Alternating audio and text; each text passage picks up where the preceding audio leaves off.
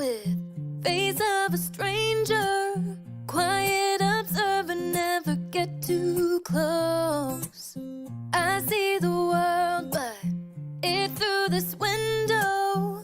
Another side to see, I'm ready to know. Not every story's written on a sleeve. Some stories take digging deep. Eyes wide open, words unspoken. Where are you going, darling? Where have you been? Stories to tell, emotions we felt, good and the bad in the hands we've been dealt. I wanna know why, I wanna know why you're the way you are.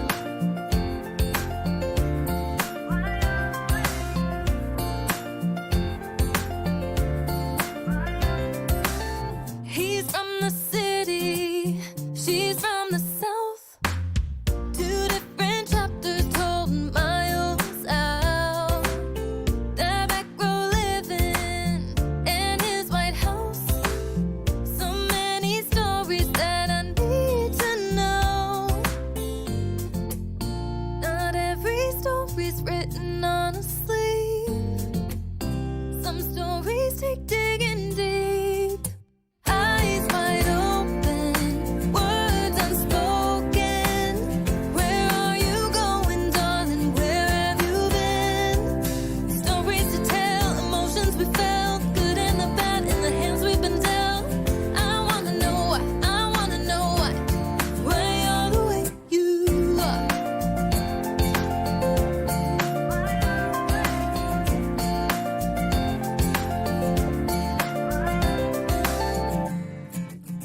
So many stories right in front of me. Some people climb to heights I've never seen. Too many falling down off their feet. These stories take digging deep. Eyes wide open, words unspoken. Where are you going, darling? Where have you been? Stories to tell, emotions we felt, good and the bad in the hands we've been dealt. I wanna know why, I wanna know why you're the way you are. Why you're the way you are.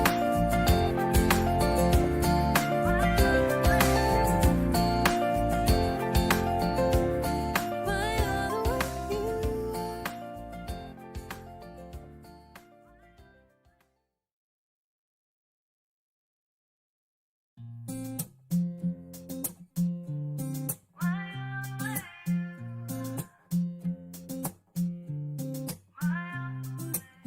Tiptoe around with face of a stranger. Quiet observer, never get too close. I see the world, but it's through this window. Another side to see, I'm ready to know. Not every story's written on a sleeve. Some stories take digging deep. Eyes wide open, words unspoken. Where are you going, darling? Where have you been? Stories to tell, emotions we felt, good and the bad in the hands we've been dealt. I wanna know why, I wanna know why you're the way you are.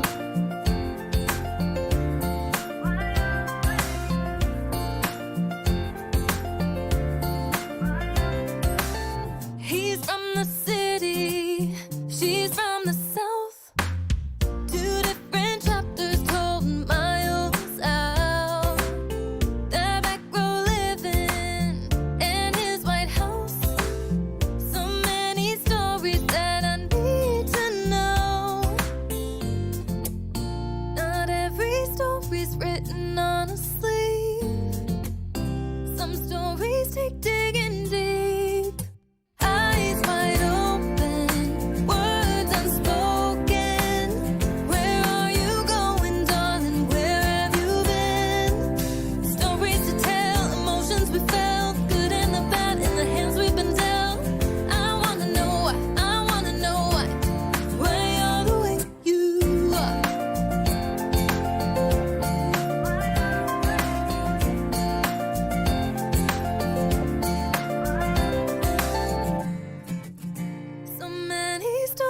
right in front of me. Some people climb to heights I've never seen. Too many falling down off their feet. These stories take digging deep. Eyes wide open, words unspoken. Where are you going, darling? Where have you been? Stories to tell, emotions.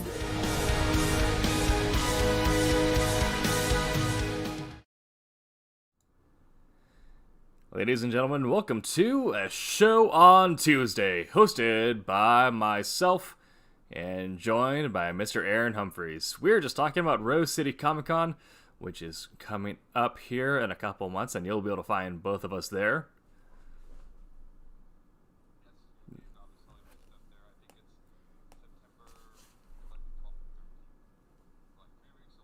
Yep.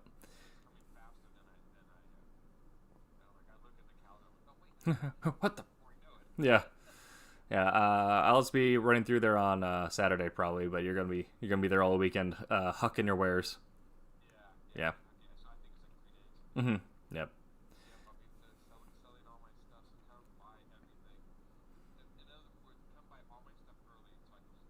Yes. And we are, of course, brought to you by another convention coming up here, which is Daytona Beach Comic Convention. Oh, they couldn't hear you. Say everything you just said. About Rose City? Yeah. Oh yeah, I'll be there. Was it September 11th through the 13th? That weekend, and I will be there checking my stuff. I will be in the table because it's all alphabetical 1, so O1. Okay. But it's weird the way they listed it because it's like it was like then 0, 1, and I was like, what is that? I was like, I get it. It's just O1. I'm at a corner table, so you'll find me. There you go. Alrighty, and of course, we are brought to you by Daytona Beach Comic Convention, DaytonaBeachComicConvention.com. Go there for dates, tickets, everything like that. And this tonight is going to be a little different. Quentin could not join us. He had some issues at home, so he is taking care of that. So we are going to be just the two of us chatting, and it may be a shorter episode than normal. We will see how the conversation takes us. It may just turn into 30 minutes of talking about Appleseed. That pretty much usually what it boils down to most of the time. Yep. So we are going to be talking about communication tools, specifically stuff you might use when working with a team to make a comic book. So these are both the creative tools, planning things, stuff you might put together to pass around to the different members to help facilitate everyone being on the same page, or help make sure people's designs and ideas are all aligned, and you're not don't have the writer going off doing something insane that doesn't make sense for the character you designed, or don't have the artists drawing panels that don't exist, as well as business style tools that you may end up using to make sure everyone is on time and you're all getting paid. As you all know, art serves no purpose other than to line our pockets. Yes. Absolutely no expression, only manufactured pop art. That's what we do. Yeah. Andy Warhol would be proud. Exactly.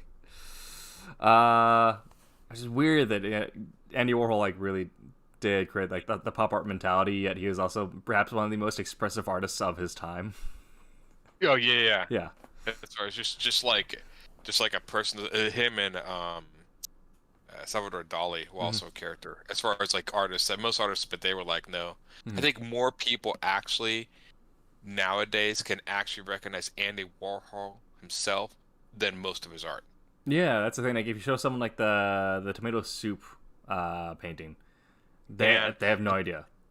Yeah. Yeah. But you could pick him out, and he was Mr.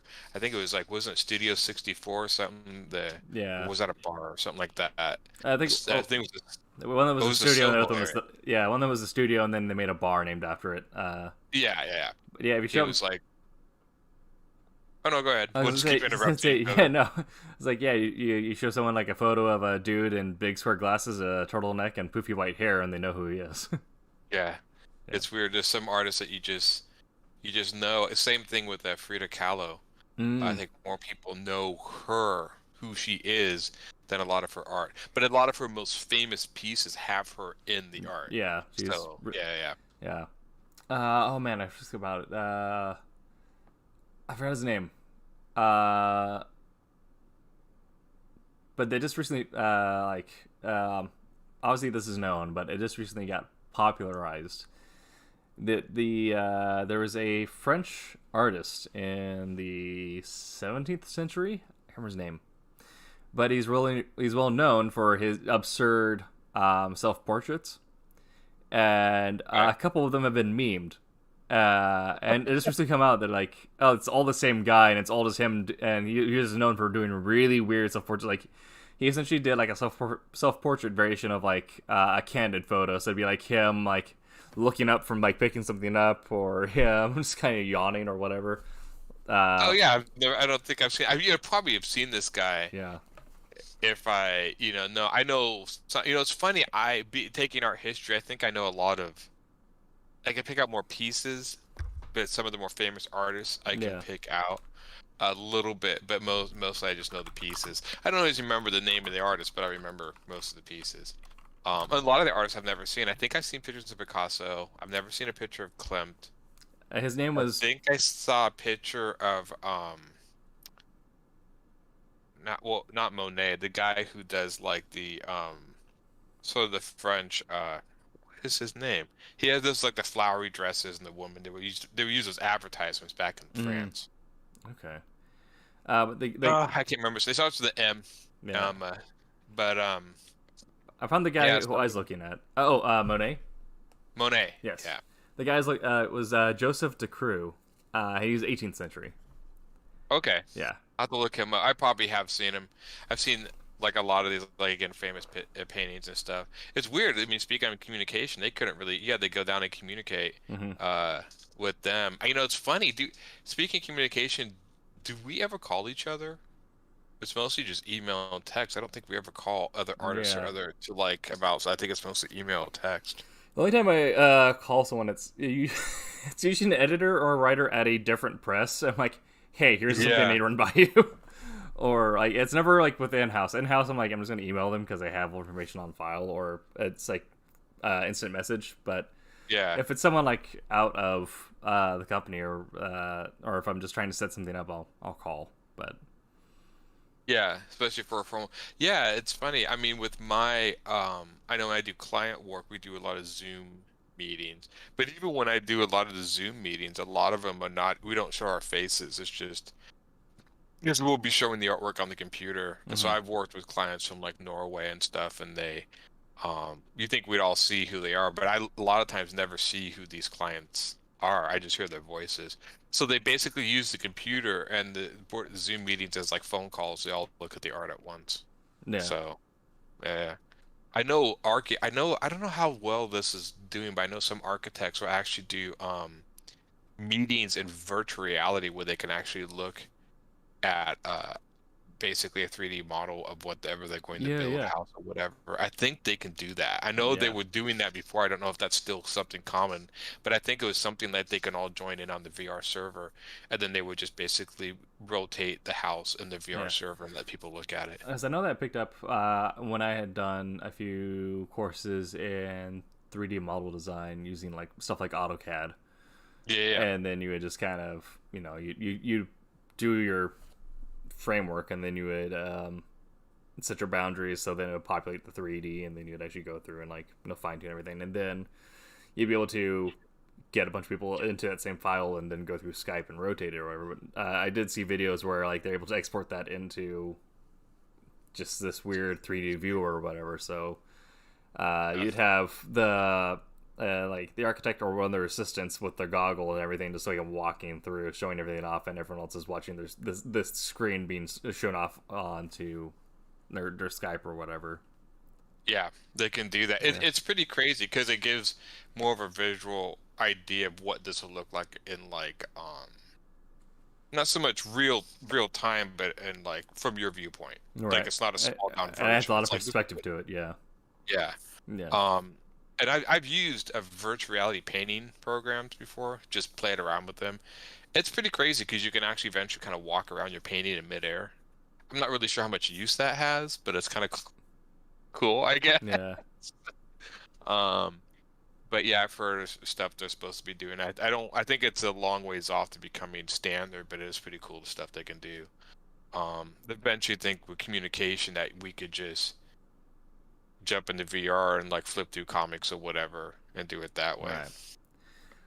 But I think so. Yeah, most of the time I just use email. At Mhm. least so far with all the people I've done, I've used Yeah. email. Um, Even with Roland and stuff, just email. Yeah. yeah. With Wolf Hunter, it was a mix between email and Facebook Messenger on unnamed project. We've done everything over Facebook Messenger so far, but it just I don't have the illustrator's email, so, but it's just easier to have all three of us there. So when you need to share documents, it just kind of acts like a Slack channel. So if you was to see it on Discord, it'd probably do the same thing. Just create like a private Discord channel where you could just everyone's all in the same chat room and you could just upload documents and review them in real time. Yeah. Yeah. I'm surprised that we don't use more Discord meetings. We have had some, at least Silverline, we did have a few like all company meetings, like one or two. Yeah.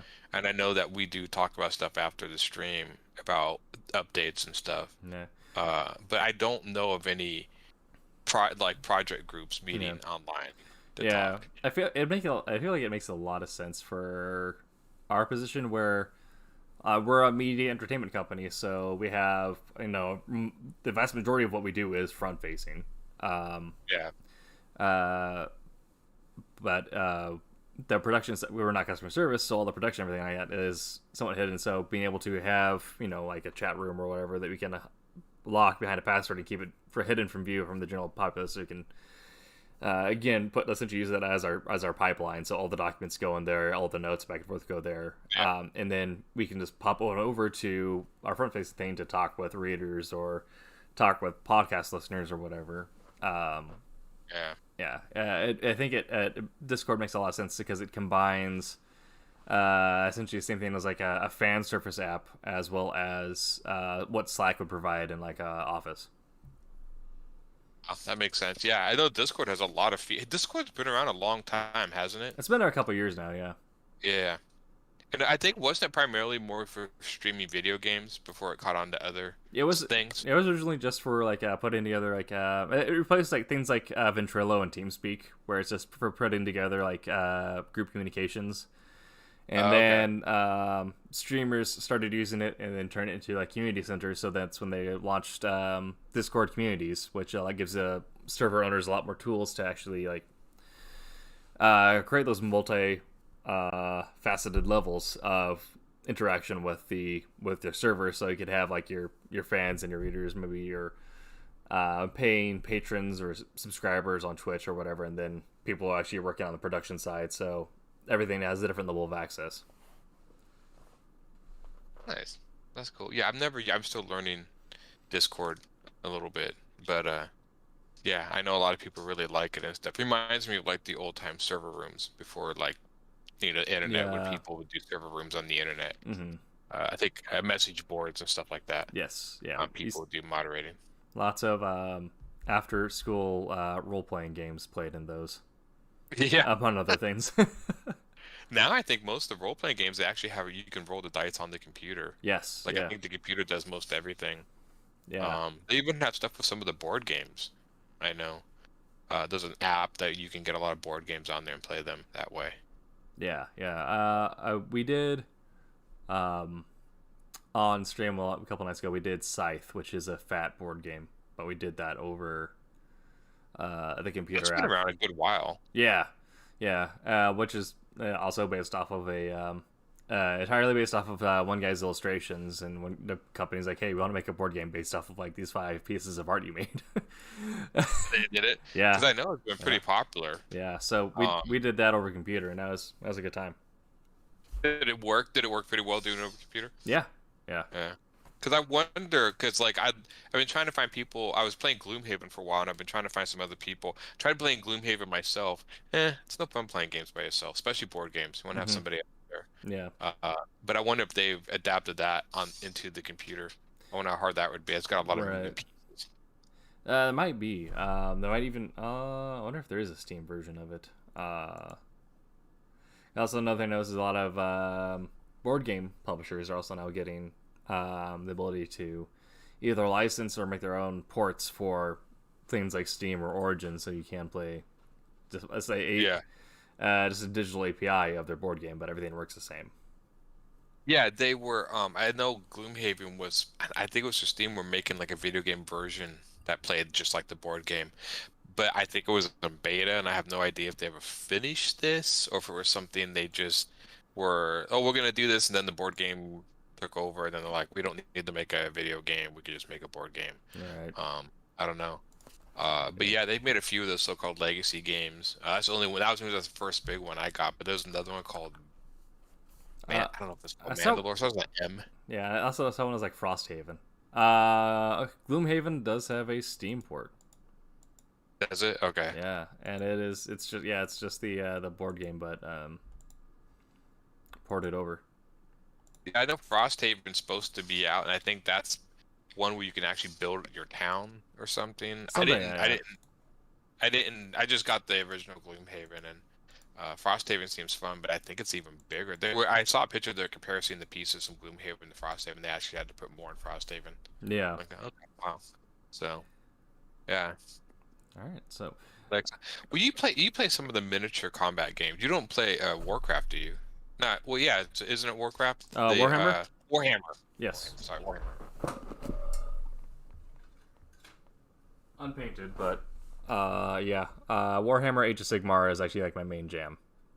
That's awesome. Are you gonna paint that? I gotta paint it, yeah. So this is just after assembly. I gotta go through and paint. That's Lord Celestant on a Draco-Lion. That is pretty cool. Yeah. How long have you been playing Warhammer for? I've been playing 40k for a couple years, and then just this last year we got into Age of Sigmar with the edition before this one. The new one just came out, and I got that book sent out to me the day it came out. But the edition before this one, we kind of got into it, coming off of 40k and Kill Team. Did a little bit of Warcry, which is fun, very quick. Makes for good multiplayer stuff if you have like an odd number of people at your game table. But, do you have a space at home where you play, or do you play at stores or whatever? I haven't actually played at a store really. We do have a table here. We've played a few times, but usually what we do is we have one of our friends in our group has a garage they're turning into a studio space for potentially a YouTube thing that may involve painting streams as well as battle reports. That's cool. People should again be looking out for only gamers. But that is he has like a full pool table that we're in the process of modifying to be like a war game table. There's a bunch of cool. yeah we got sofas and everything in there. So we can use like control streaming setups. A bunch of shelves that we're adding more armies to for all the different games we play, and I look into getting some wall decorations for it as well. That sounds cool. Yeah, I know Warhammer's been around forever and ever and ever. Since the late 60s, yeah. Yeah, a co-worker that used to play it and paint it, and I don't think he does anymore, but because he had a family, so he kind of took over his time. But I mean, he brought us some of his painted miniatures and stuff, and it's like, wow, it's definitely an investment once you're into it and you find other players. Yeah. Yeah. Do you ever play in tournaments? No. I play too much. I do what's called open play, where I'm just kind of about just having fun with it or the narrative of it.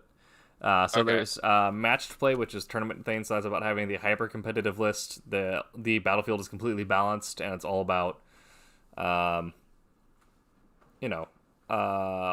maximal point efficiency. Yeah. There's narrative play, which is you work with people to create kind of like, not more like an RPG, but just kind of a story behind what's happening. So you're like, all right, I'm playing as. We did this with actually a game of SPQR recently as an example, where we had one person playing as Imperial Romans, one playing as Spartans, one playing as Macedonians. And so Okay. we were kind of like, what if this is like the Second Macedonian War or whatever? Rome marched into like this weird conflict between whereas the Macedonians marching south, the Spartans were like setting up to defend everything, and the the Romans came in and just kind of got caught in the middle of this other war that was happening at the same time. That's cool. So you made up the story? Yes, and then you guys kind of make the map fit that scenario or whatever. So, like, what if it's this river crossing, and then the Romans are coming from the side, so you have to figure out which bank they're going across or whatever. But then there's open play, which open play is just very basic rule kits. So it's like deathmatch, King of the Hill, capture however many points or whatever. And you might have like point caps on that. So, or you might just say bring however many models you can bring, put them on the field. That's kind of cool. And so that's more what we do, is just kind of like more about the fun and the meme of it, where somebody like, I brought 15,000 points, but it's only the worst model in my army. The one that's just not going to do very much damage. Yeah. Hey, can you mix and match the armies doing that? Yeah, and so because we're not doing anything tournament legal, we do kind of mix and match a little bit. There are rules also for like actual like mixing and matching to get added effects. So if I'm running my Stormcast Eternals, I could mix and match some Sisters of Cain, and I'd get a battalion bonus that way or whatever. Or if we're just doing kind of whatever, I might bring into some random orcs in there, toss them in there just because it's fun. That's kind of cool. Yeah, I've never played. I loved looking at all the dioramas when I go into the stores that had the tables of people playing, and they would make like entire battleground and stuff. That was pretty impressive. Yeah. But yeah, I never got into it. Usually, I just didn't have the money to get into it. It was kind of an expense, but people had a lot of fun with it. Yeah, the cost of entry is definitely what gets a lot of people.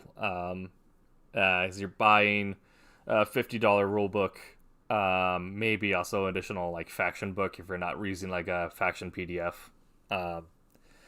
or the faction app, and then the models themselves plus the paints.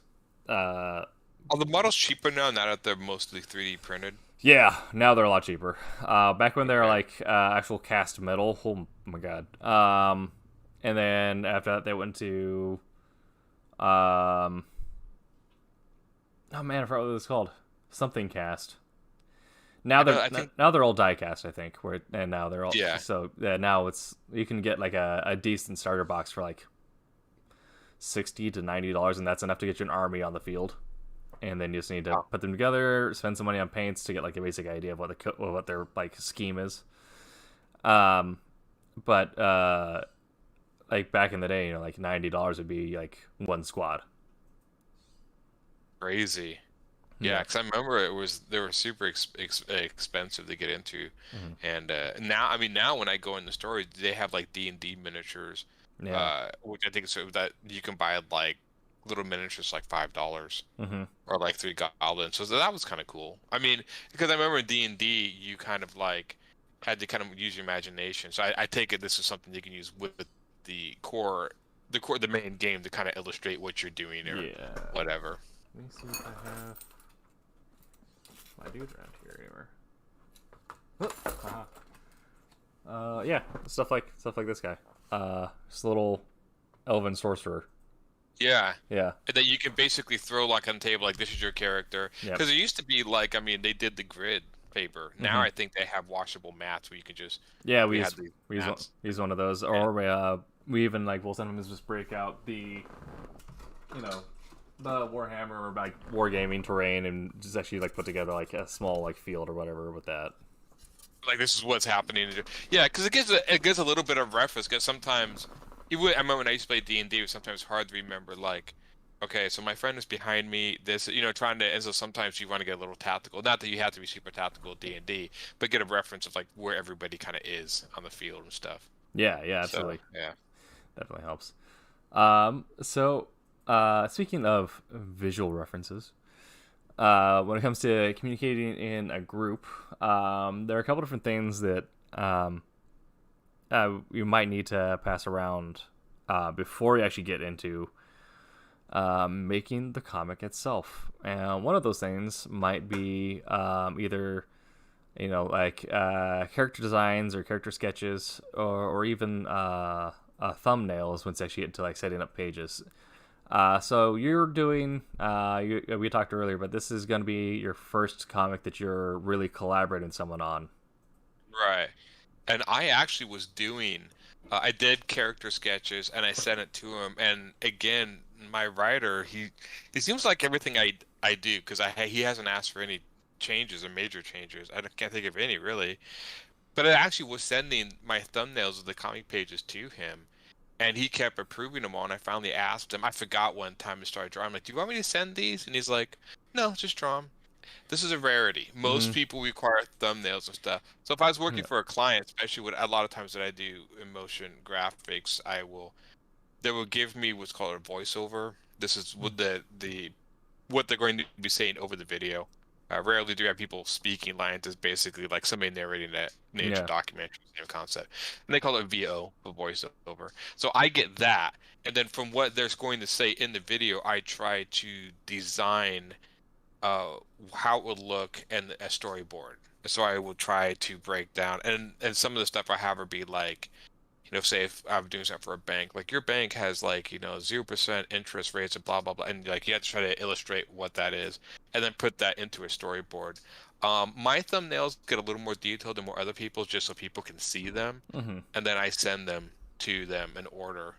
And I know some animation will do animatics, but usually just a storyboard. And I don't know, thumbnails would serve the same thing in comics, except instead of me just sending a storyboard, which is the same frame, because I mean it's a television screen, so Yeah. it's like I'm sending an actual thumbnail of a page. And of course, if anything, that's hopefully helping me and the reader find out like the flow of how this is going to go, the Yeah. dialogue or whatever. And some people do. My thumbnails over the years are very rough. I don't even think. Let me see if I have some that I do for my own comic. Now this is for me in my eyes, so this may look like nothing. Yeah, here's one. So this may look like nothing to you guys, but it's like stick figures and there's like the writing. So there's not much. I know everything Yeah. kind of going on, so it's just like stick figures and stuff. Now, if I was doing it for somebody else, it'd be a little more detailed, much more detailed. Sure. Um, but I haven't had a writer ask me to do that yet. Uh, So I got yeah. lucky with my writer. So, Absolutely. so I'm glad he's liking it so far. He's liking everything I've given to him. So I'm like, okay, great. Yeah. But so when you're as a writer, do you like your thumbnails set up in any particular way? I mean, do you like to put them in order? Like, We got a random thing on Twitch. Guy with glasses. I've seen you on a TV show before. Uh, I've been a zombie on a couple things, but I haven't been a person on a TV show. But I have been a zombie. It was fun. Got makeup down in Georgia for a couple hours.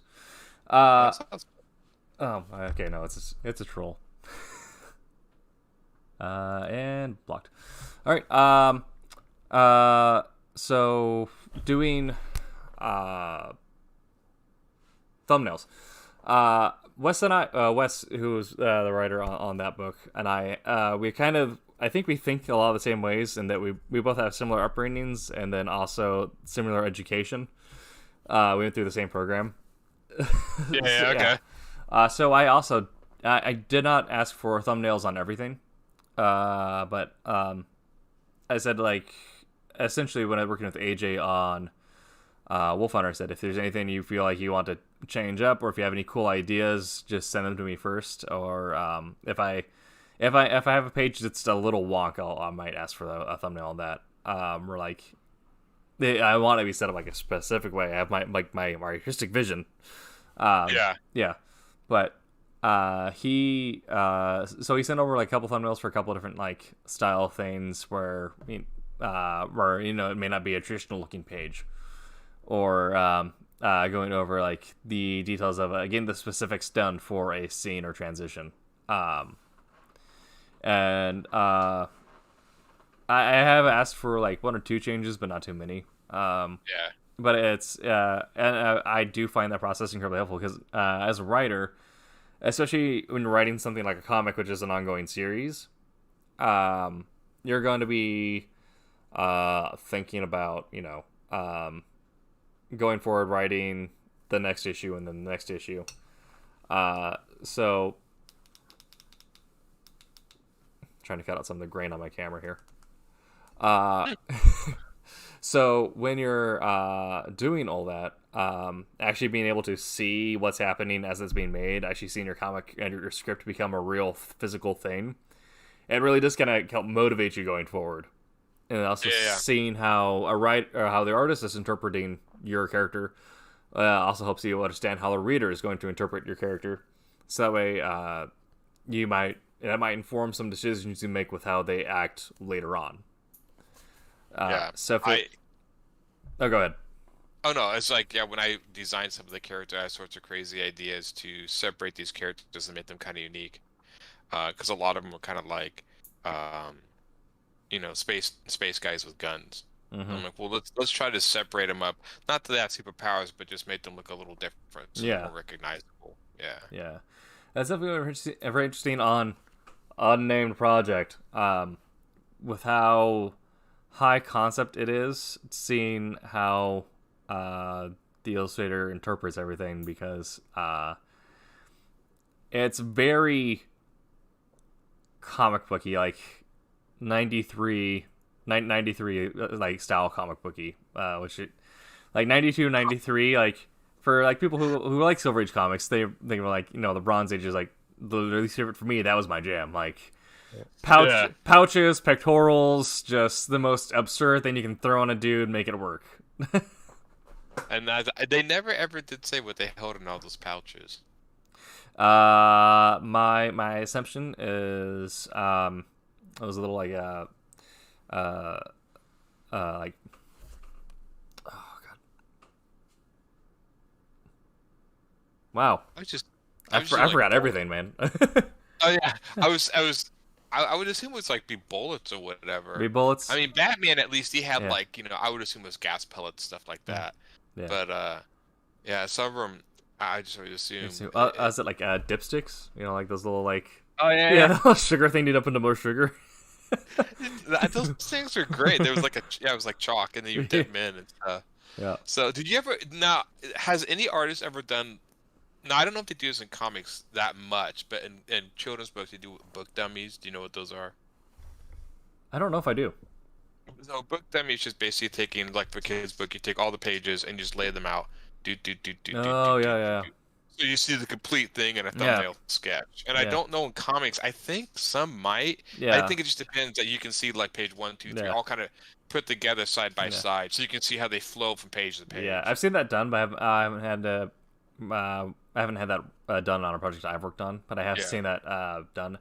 I don't know if they're called dummies in comics as well. I've heard someone refer to them as just thumbnail overview, because it's all the thumbnails and an overview. The same thing. Yeah. The term for it. Yeah. But I have seen that done before. And I think if you're working on something, like if you're doing something that's a lot more, like if you're someone like Alan Moore, where the continuity of your storyline is paramount, because you need to know exactly where you're breaking it. I feel like that's where really come in handy. But I think there are definitely some tools where if you're just using them for every project, you can be burning through efficiency. Yeah. So it's interesting. I mean, again, there are certain people that do much more pre-planning. Mm-hmm. Curtis on here has done a ton of pre-planning for his was the shadow the shadow comic, the kung fu comic. Yeah, man, I'm just forgetting everything. Is it Ghost? I know, I am too. I'm so sorry, Curtis. Shadow Ghost, Ghost Shadow. Shadow Ghost. Yeah, he's done a lot of preliminary and concepts. You're cutting out. Yeah, dying the main characters, but like everything else, I'll just make up on the page. It's probably not like the best idea, But there's been a lot of characters that I've put little roles that I'll just make up right in the page. I'm like, I'll just make it up. It's not gonna matter. Um, but yeah, some people do have like entire tombs and tombs, so that helps the writer kind of figure out. I even think Quentin, the gentleman who's not here tonight, I think with his comic, he's doing a lot of preliminary sketches and stuff. Yeah. Um, Going forward and stuff. Yeah, it's funny. There's an artist who's talked about getting trapped in that, like constantly creating the world, not making the story, Mm-hmm. like world building. Yeah. So I'm like, well, yeah, but if you got enough world building, you can just make a RPG out of it. Sometimes I wonder because I've seen comics like I think Usagi Jimbo got an RPG. I know Mouse Guard did, Yeah. and I wonder if they did because I know the guy did Mouse Guard. Like in the back of the stories, he would do tons of things about like the towns and the tavern and what they'd eat in the whole. And I assume he did so much as like I could just make a game out of this because I've got so much background, and I think he did. Yeah. So yeah, I guess you can use that for bonus points. Yeah. I know for me, I do a fair amount of pre-planning as well, but from a writer's perspective. So that is for, starting out, I'm going to do a full... it's something kind of borrowed from Kevin Anderson and Brandon Sanderson for novel writing, but I just translated it into comics. Okay, and I this is the first project where actually I share that with everyone at the start because we just got everything like the green light, and everyone's like, just send whatever you get going on it. So I do like a chapter breakdown. So a novel is typically going to be like 30 chapters of 5,000 or 30 chapters 3,000 words or more, and then you just do like, what are the changes? Like, where does a chapter start? Where does it end? What's the change that happens there?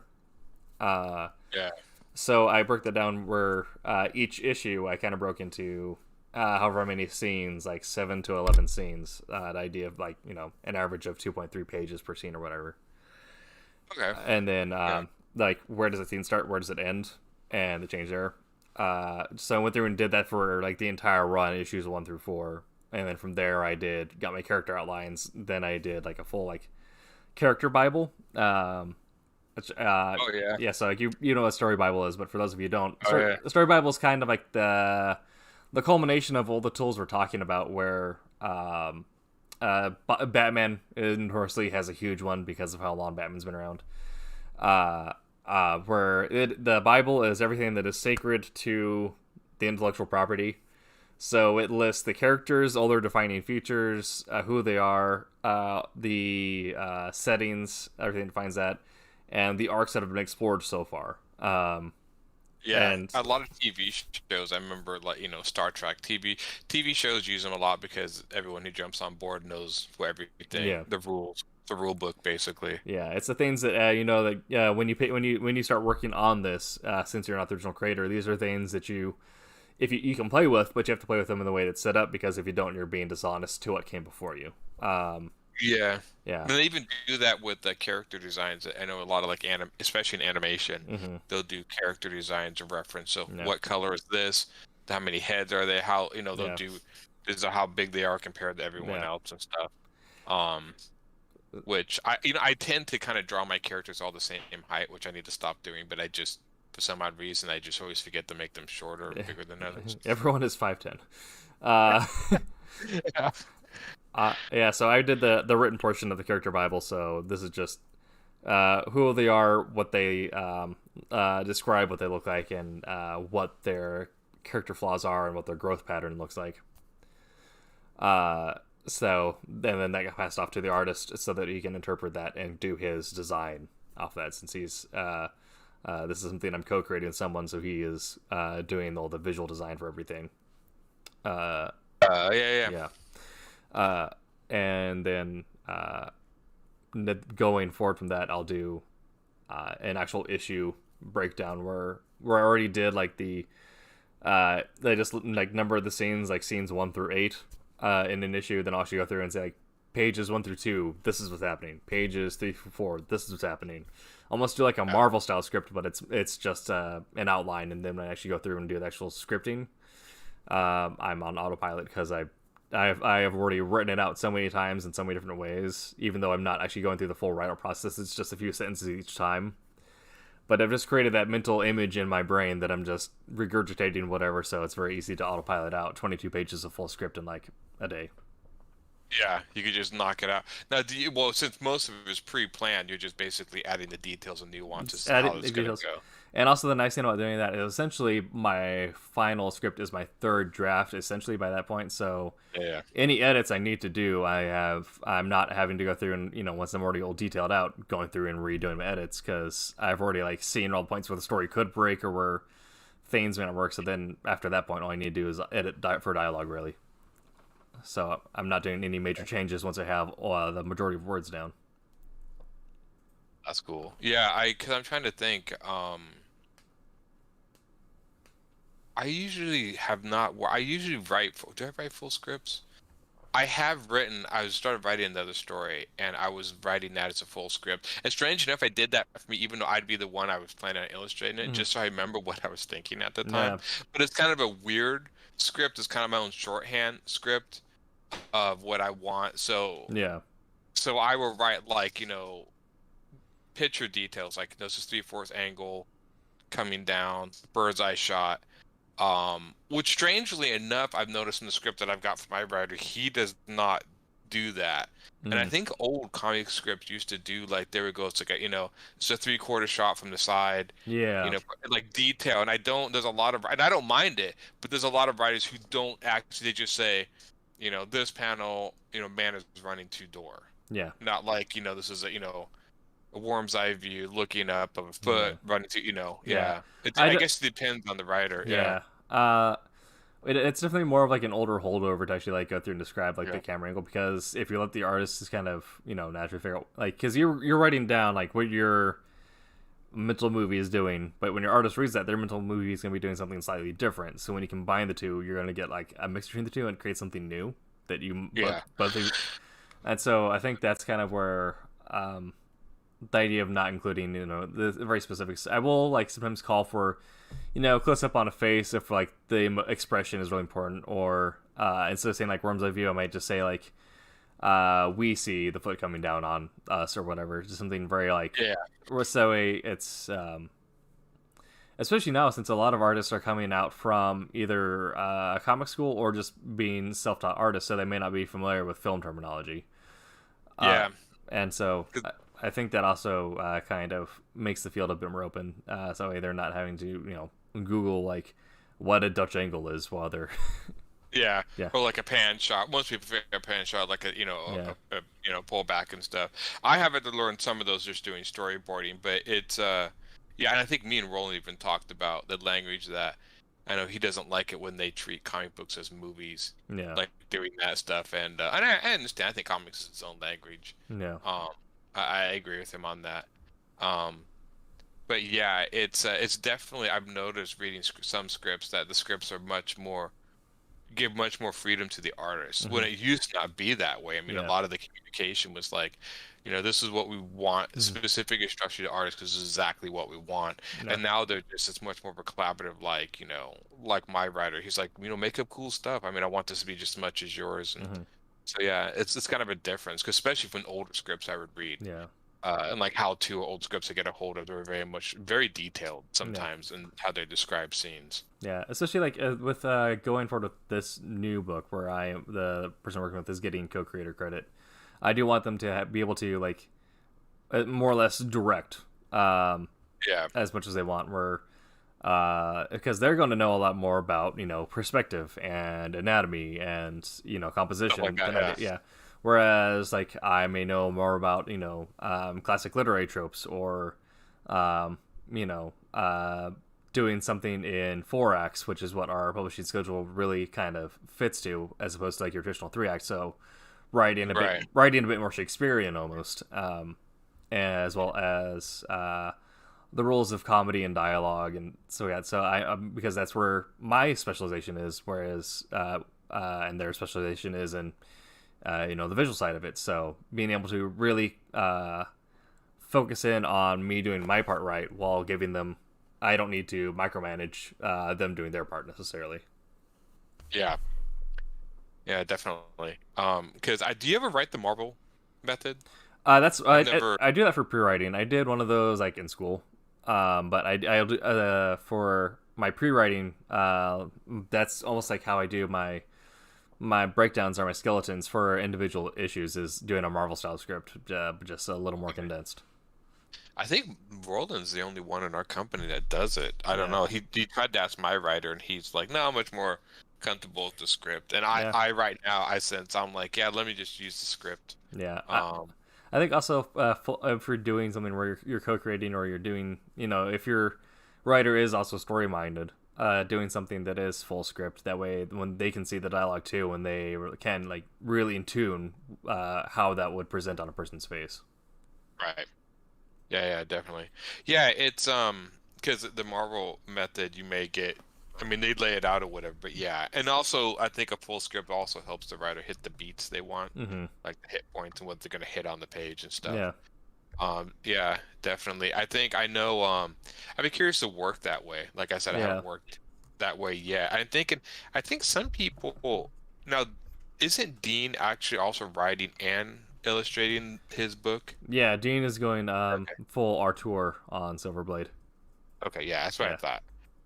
So I know Barb is not. She's doing a lot of the like inking and coloring, Mm-hmm. but the art is handled by somebody else. She's I think she's co-writing with somebody Yeah. else. She's co-writing with Ari Salvatore.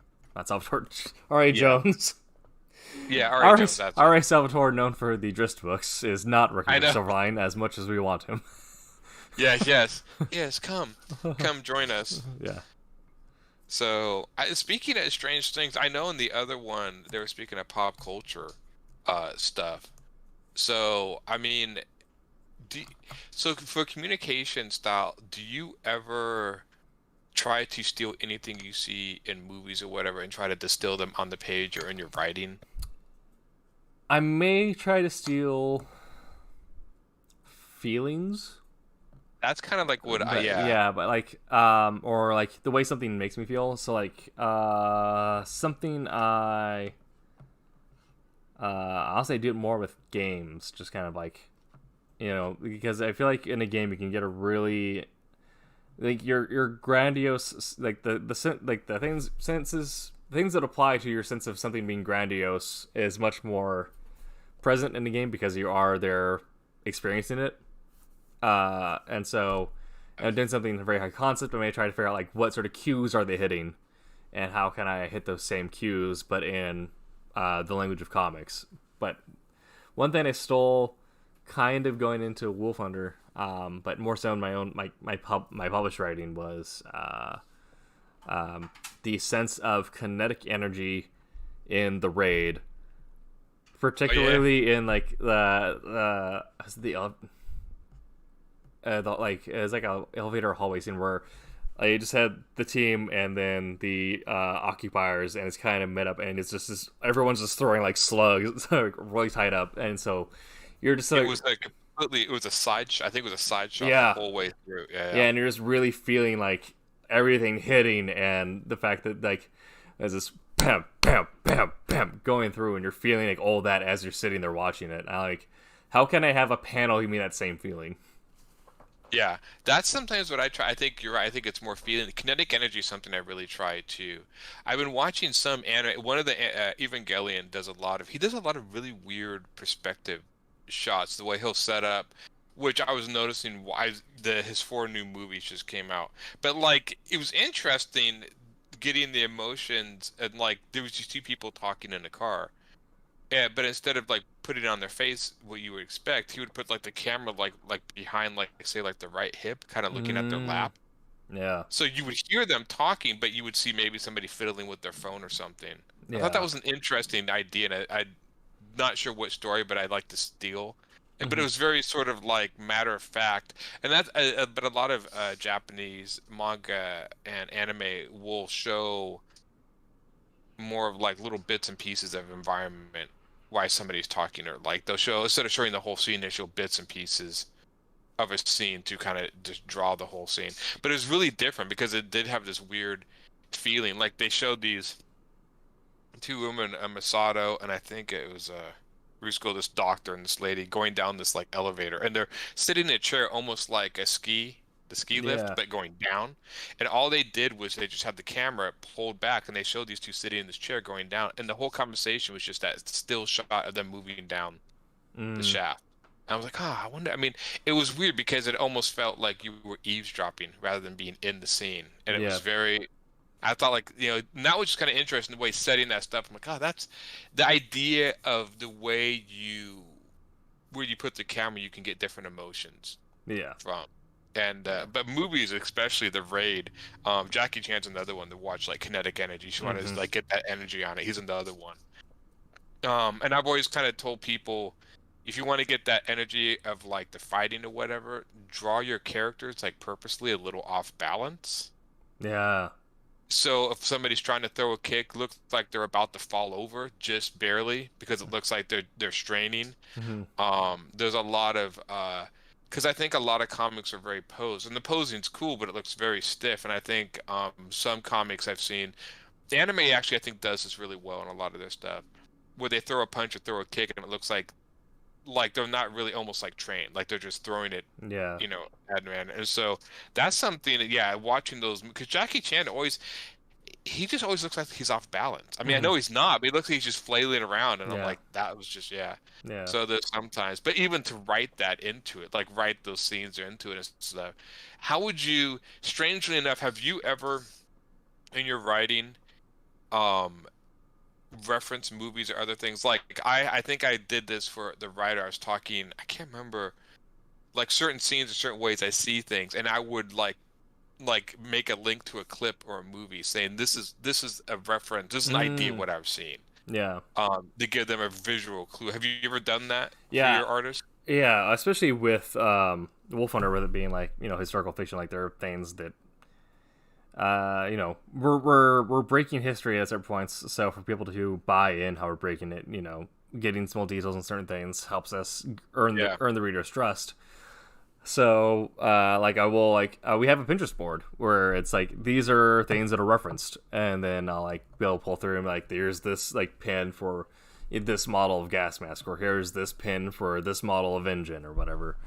Yeah. And so that helps. For new project, I think in my character outlines I did have a reference to something. Yes, where someone's character design, I mentioned their aesthetic is Nier Automata meets Bloodborne. That is an interesting mix. So I'm like, this is what their clothes look like. It's more Nier Automata, and this is what their weaponry and their skill set looks like. It's more Bloodborne, and so I'm like, this is what this character generally vibes with. So So this is almost a complete fantasy story. yeah, this is absurdly high concept. This is it's a space opera mythology. That sounds cool. And on the YouTube chat, Jackson Rennick says Gil Kane was good with kinetic energy. I agree. Yeah, he was. Yeah. There were some artists that were really, really good. I'm trying to think that I always thought old Mark Silverstreet was really good at yeah. gestural kinetic. He's gotten kind of stiff over the years, but his old stuff was good at just that sort of very loose style. Gil Kane is one too. Yeah. Yeah, I think in terms of like writing like kinetic energy, Matt Fraction, especially like in his Hawkeye book. Yeah, he's really good at writing out the way that people would present in that way, like the subtle changes in personality that'll happen during like different levels of tension, and just the way that like that'll apply to people. Yeah. I'm trying to think. There is who did the Ultimates. I think his name was Brian Hitch. Was it Hitch? Ultimates comic. Brian Hitch was the artist in the original Ultimates comics, I think from the 90s. He did a pretty good job making things look cinematic, but he almost did a good job of making, like, drawing the action on the in between frames, like you would think of animation. Yeah. Like instead of the punch starting here and then ending here, he would draw like halfway through or something. Yeah. So he was actually pretty good at getting that sort of weight and stuff behind it, and I thought he did some cool stuff like Captain America. There was one but when you said Hawkeye, I remember there was a scene in I think the second book with like, oh maybe it was the first one, like Hawkeye Black Widow like taking out this terrorist faction, Mm, and it was like these pages, but it was like it was pretty cool. I mean, it looked he somehow is able to make things look very cinematic, like they're in motion or whatever. So yeah, he's actually pretty good at it. yeah. Um, but yeah, it's hard. Some artists, I used to like the more posed superhero stuff, Right. like old Jim Lee and stuff. But now anymore, I think I stray more towards some sort of motion or action. If you can distill Yeah. that, that's Oh, usually freaking what gets me excited. my favorite dude.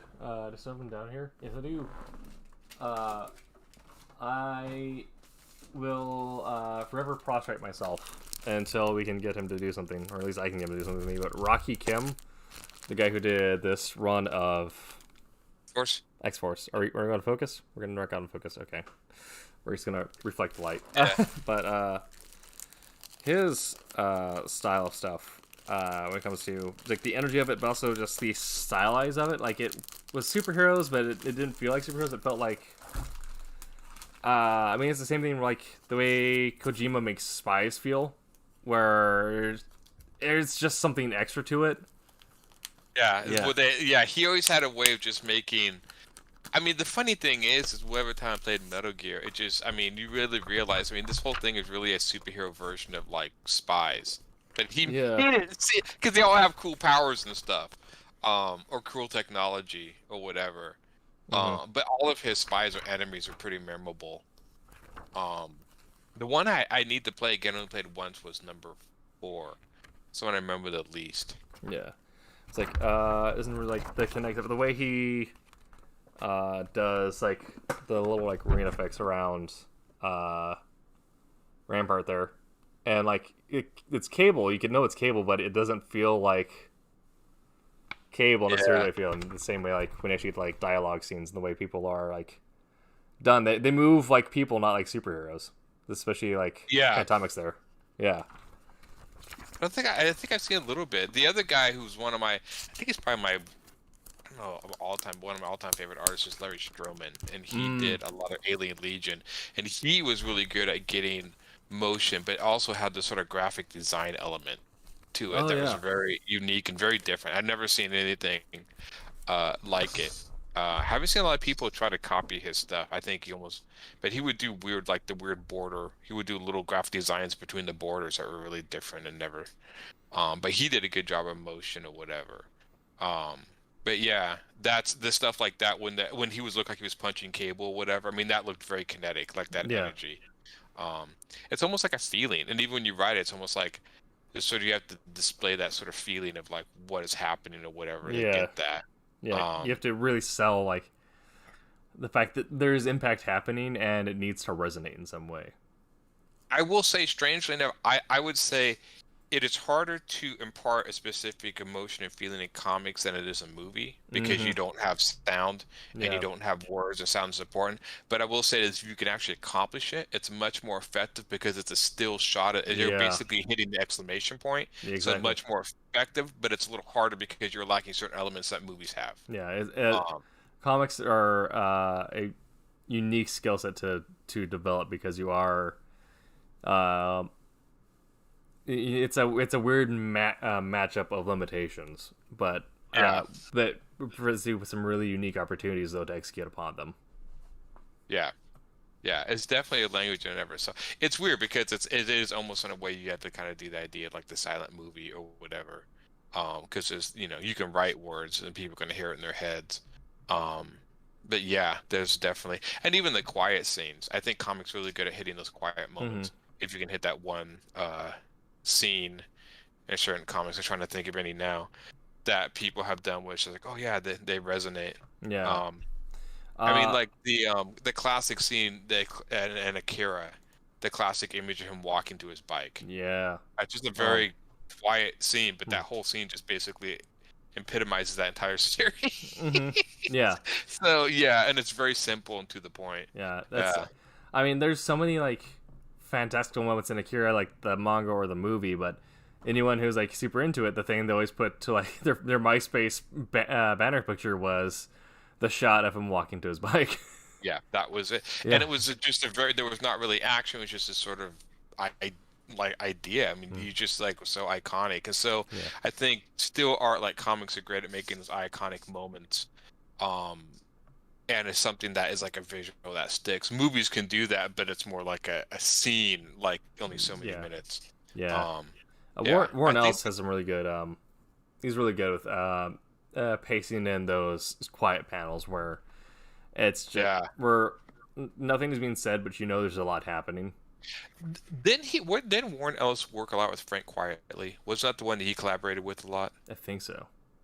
I think he did because I think Frank Quietly was the one who did like a bunch of the new X-Men when they did Yeah. the new X-Men series. He was really good at displaying the sort of.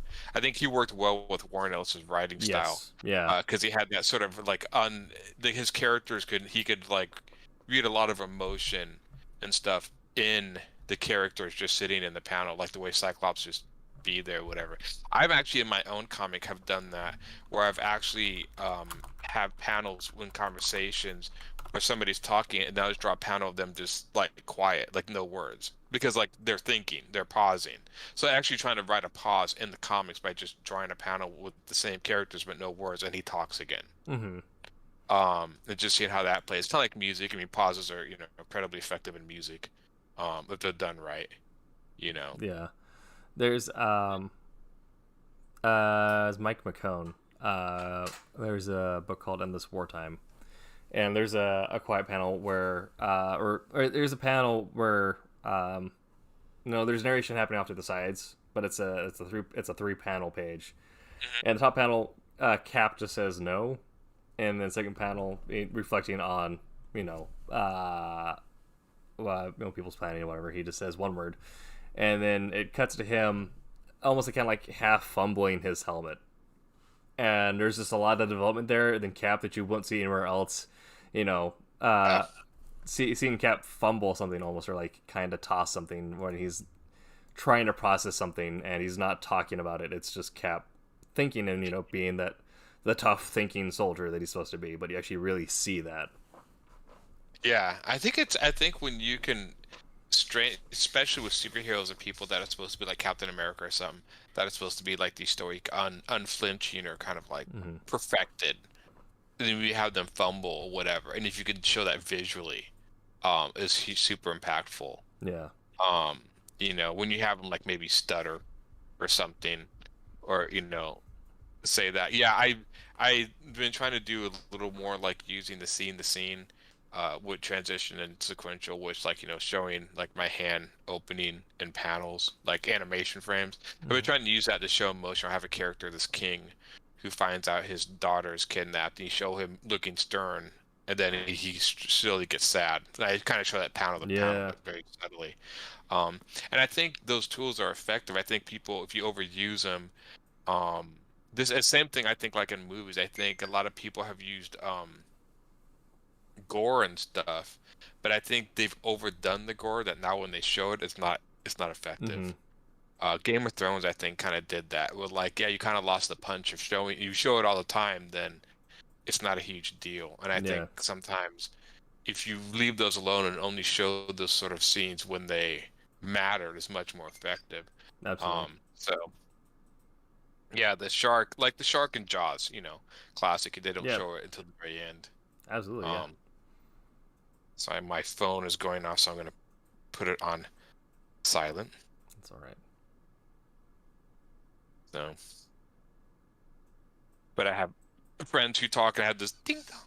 So, but yeah, it's funny in video games you can get almost different kinds of emotions because you're controlling the emotion. I sometimes have looked how they've done that stuff in Metal Gear. I think it's the fourth one when he's crawling through the radiation. You're making him crawl through the radiation tunnel. Yeah. I almost tried to figure out ways of like if you could do something as effective like that in a comic. Yeah. If you could take that scene and like split like and I think I've seen people do it before. Like the same panel, like a repeated motion. Yeah. Uh That is also just in terms of also like it's a masterpiece in tension building, because going from you get this high octane sequence boarding Mother Base, and then you have blah blah blah, and it starts building up when the tunnel sequence, and then you think you do it, but then you're not really there, and then it turns to this slugfest with liquid on top of, and it's again, it's just pure kinetic energy, but it's just this unrelenting like butt clench the entire time. So, yeah. He does a really good job, but it's strange to know this is in comics. This is why I started to gain a love of like backgrounds. I know a lot of comic artists sometimes don't always like to draw backgrounds. That's the most of me. What do you like to draw, Lisa? Oh, I don't like to draw backgrounds. But I started realizing, especially playing video games like Metal Gear and Solid, like the backgrounds actually are what make the game. That's the most important part. I mean, your character's not even important. It's what you're interacting with that's the most important. So I started kind of taking that into effect or whatever. And I was always really liked how Hideo Kojima would put little. He would make his backgrounds unique. He would add little references, or like his infamous posters, or like some sort of little. He would make them unique that the backgrounds or the environments you're in had a little sense of history. Yeah. And so that's how I started writing a lot of my backgrounds, try to give a sense of history or something behind it. Yeah. It helps add. There's a rule that you learn in taking writing classes, in that the world doesn't exist only during the time that you're writing it. So like, there has to be something that happened before the story started. There has to be something that happened before your character was even like born or created, and there's stuff that's going to happen afterwards. So unless you're doing the Wheel of Time, in which case the point is that there is no before or after. Yeah. But doing those little things where it might just be a little something added to the wall or whatever, but it that something happened there before the story took place there, or Right. There are things. Yeah. And I try to add those in when I draw backgrounds with I try to think of like the history and stuff. This is always kind of like, and maybe this was me, but I remember like, and this is only for certain storylines. I remember people would always be like, they wanted to know what happened to like Luke Skywalker after Return of the Jedi. Like what happened to him, and I'm like, he lived happily ever after. But there's a lot of people who want to know what these characters, like like what happened at the birth all the way through death. And it's like, yeah, but you were really only telling one snippet of the life that's important. Yeah, I think. And so I think I love the Star Wars Legends lore, because you do kind of fill in some of those answers. Meeting Mara Jade, which I think not having her in the new canon is a tragic sin. But that was Luke's love interest, wasn't it? Mm-hmm, yeah. Yeah. And she also had her own unique story. She was she didn't exist just to be Luke. She had her own history. She was, she had this whole world before she met Luke, and she also had her world that went on when her and Luke weren't together, and that really also made her unique in that she was her own person that we saw part of, but we never really saw all of the time. It's a real person, and I think a sign of really good world building is when you leave and you do like you're thinking like, I want to see what happens next. I want to see what happened beforehand. Like that's how I felt after seeing John Wick 1. In fact, like the world building was done so minimally but so effectively. The efforts, I'm like, there's a whole lot here to unpack, and I want to see all of it. Yeah, John Wick. That's what you're talking about, John Wick. Yeah. They did a fantastic job of hinting at it. That was the one movie that I just thought it was another action movie. When I saw it, there was like, especially I think the hotel really added this whole like, well, this is whole weird assassin. I mean, what? Like, what is going on?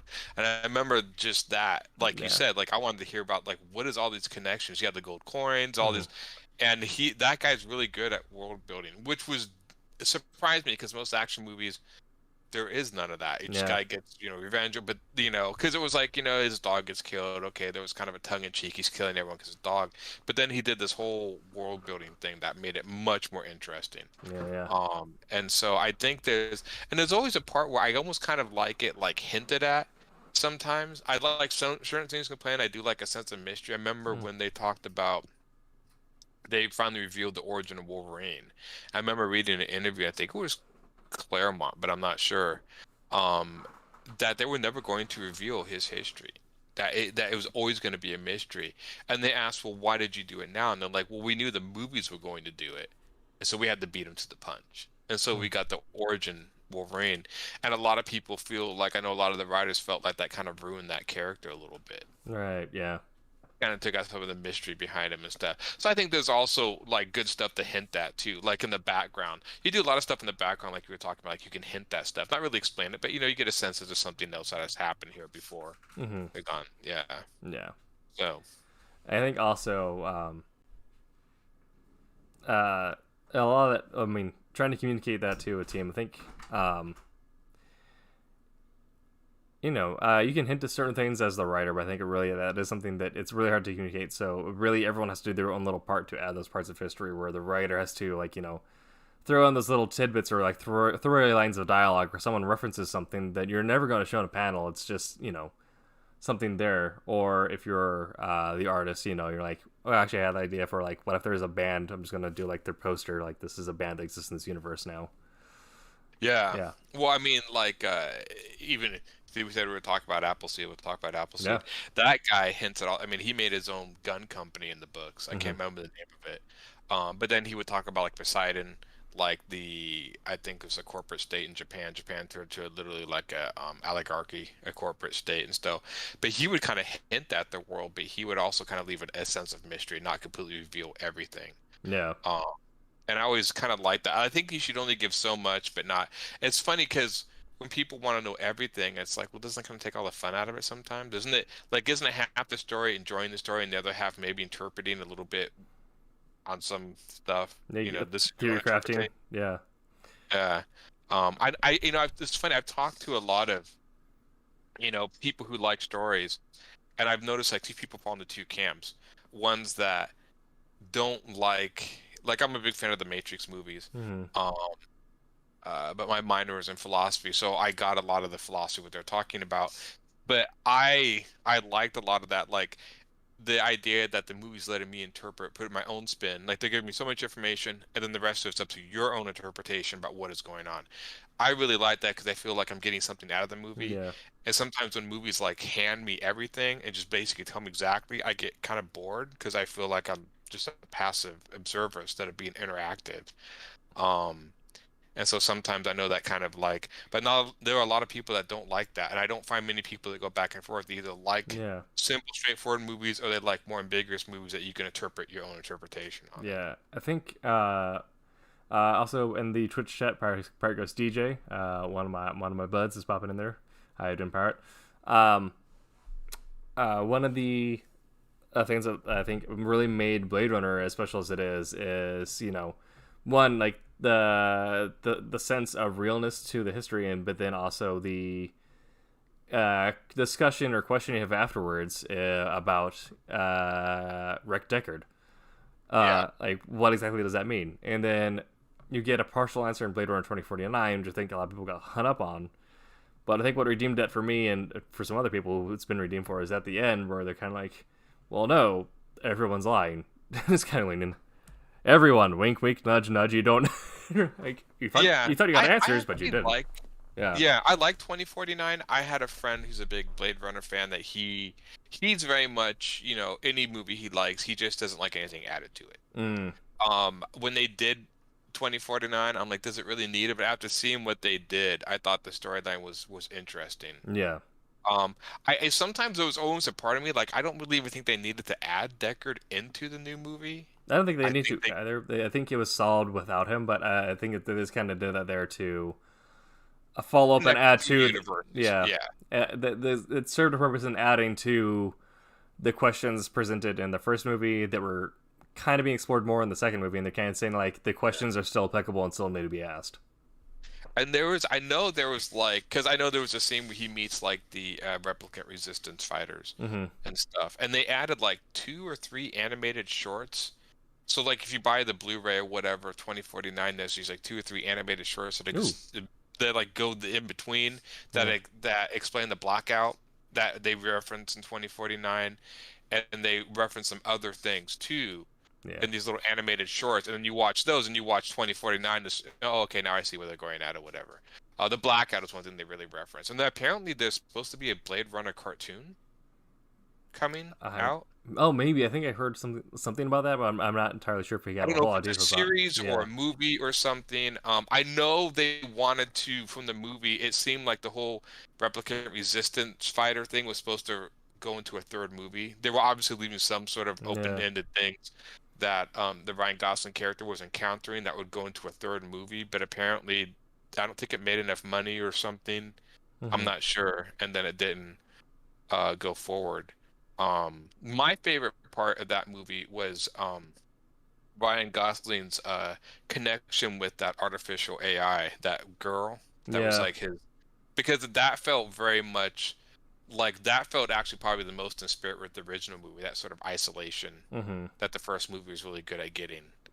Um, that people just kind of feeling like they're all stuck together, but they're all kind of alone. Yeah. Um, so yeah, I really like that one. Yeah, I'd be curious to see what they do with the cartoon. There's a part of me that I almost like, should they leave it alone? Oh, I don't know. I mean, you could always watch the original Blade Runner on its own. You don't have to enjoy the sequels, just like Star Wars. I mean, that's why I find people go like, the prequels ruined like Star Wars. I'm like, you don't have to watch the Hmm. original prequels. You can just watch the original Yeah. movies and enjoy them. You I know. don't know why people get so hung up. Like, if they make stuff you don't like, then just don't consider it part of your canon or whatever, and Yeah. just ignore it. I mean, I'll talk about this forever, but my canon for Star Wars is the legends lore in the books and all that weird stuff. Yeah, like Revan and stuff. Yeah. Like that's the stuff that everyone loves. So I'm just like, yeah, this is why people like if Disney is, when they made like the three movies after Return of the Jedi, oh, they ruined Star Wars. I'm like, I don't watch those. I don't personally don't like them, so I just consider them not part of Star Wars. So I just Yeah. erase them. It's gone from the memory banks. Yeah, And that's kind of where this communication tools we're talking about really come in. Is there are some different moments where you can tell in the Disney Star Wars where they scrapped the Bible where they didn't look at the tools that are like yeah, yeah. yeah, In Twitch chat, Pirate Ghost DJ, we kind of got off topic, but it's all good content. I was yeah, saying mystery in a story equals fan theory crafting. Mystery in a story plus an Easter egg / references equals fan theory crafting cubed. And also, he loved that connection, Ryan Gosling's character and the AI. It kind of reminded me of the movie Her. But yeah, that's it yeah. touched on all the same themes. And There was another movie, kind of in the vein of Her, where this guy made an artificial female robot, and she's like. It ended up like he was making multiple ones. I think it was a kind of as not a low budget. I know I can't think of it.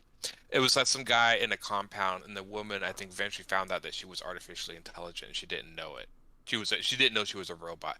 It's mm, gonna drive me nuts. was that Kind of like Ex Machina? that's it. Okay, yeah, That's it. That was kind of the same yeah, vein of like making that. Yeah, yeah. yeah. Oh, that was a pretty good movie too. Mm-hmm.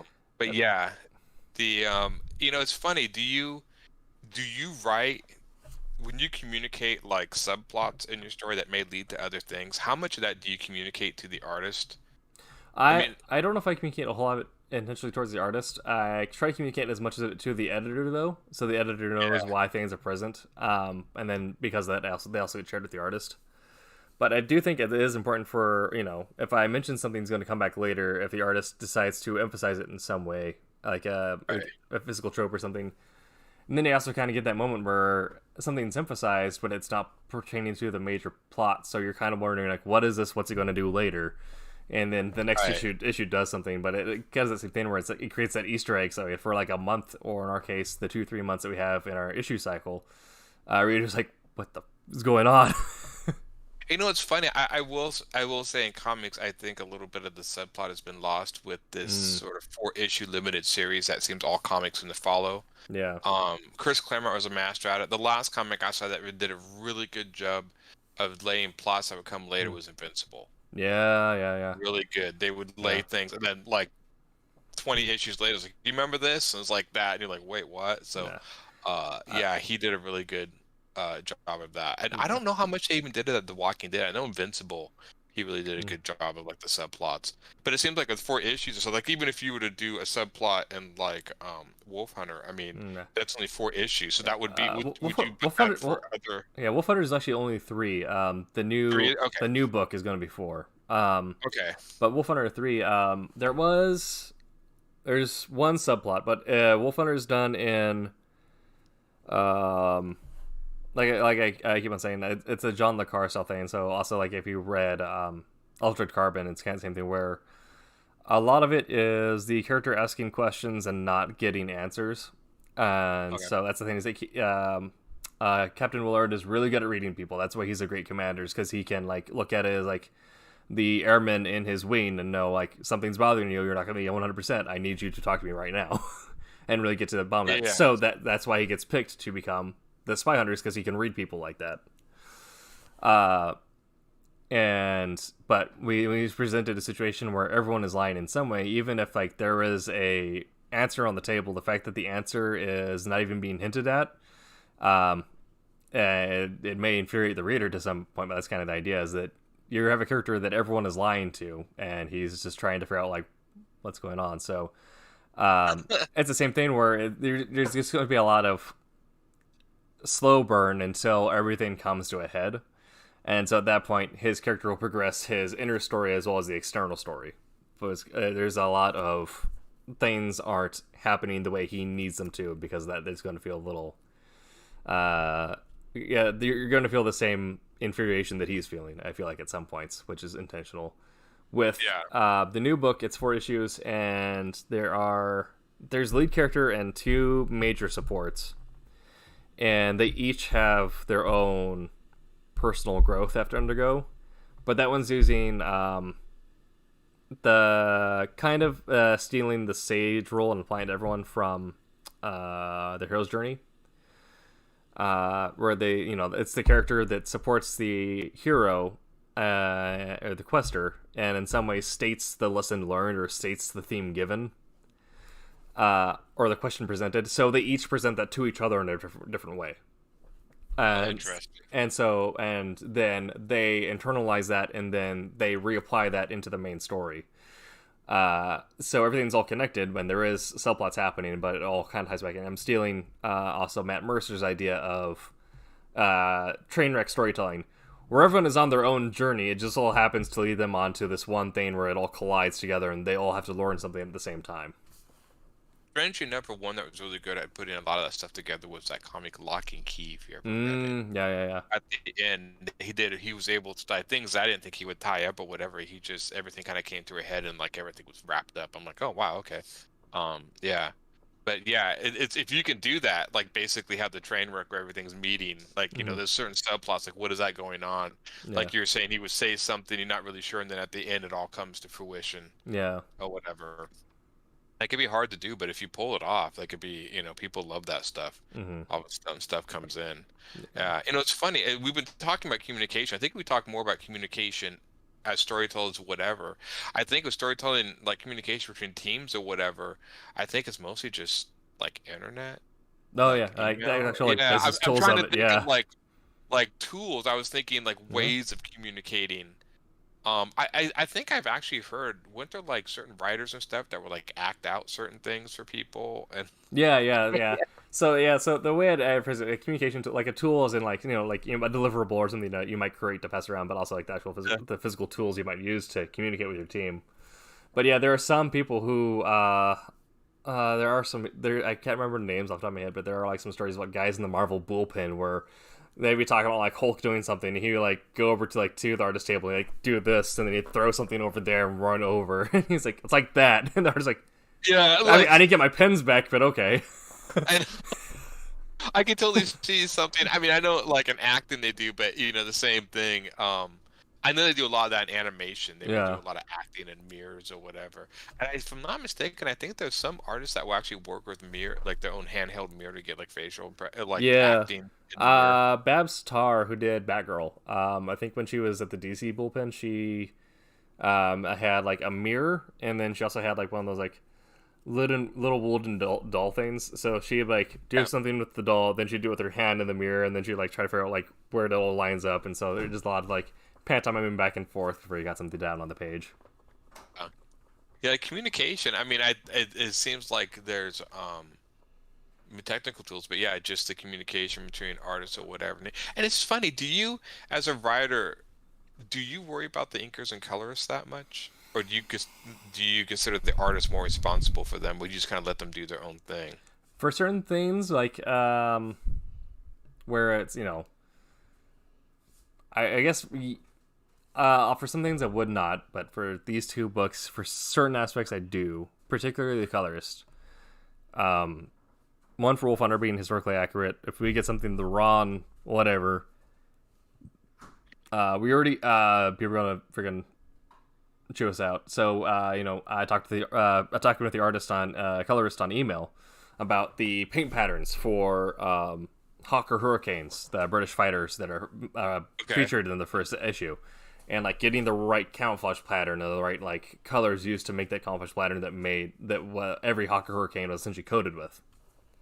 Yeah, but because that could be important. Yeah, but I don't know how. Yeah, so you do kind of deal with the colorists more a little bit to get the colors. Yeah, then but with like certain other things, I may not touch. But like then when you get to the new book that's being worked on, because of its ties to mythology and elemental energy, there are like color patterns. Like there is like a color kit for featured characters. Outside of that, like spaceships, building design, whatever floats your sci-fi goat. Of course, there's some things that are going to be like intuitive, like Mars is going to be red and dusty, but yeah. I mean, not getting around those. Yeah, because I know something. Do you send like? Would you send, like, even though it's fantasy, would you send references that you like to them? Like, you're sending historical references for your Wolf Hunter because of historical accuracy.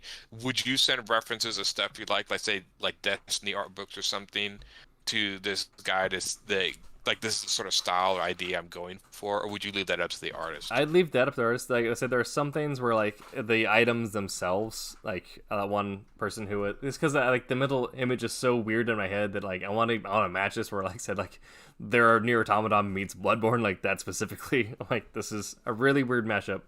But for a lot of these other characters, I might say, this person is wearing Centurion-style armor, but almost more scalloped, and then they can figure out what that means. Or... but then also, like, there's some items where it's a sci-fi take on historical items, like a spatha, which is a ancient Roman lawn sword. I'll just mention that it's a spatha, and then they can kind of take that however they want to.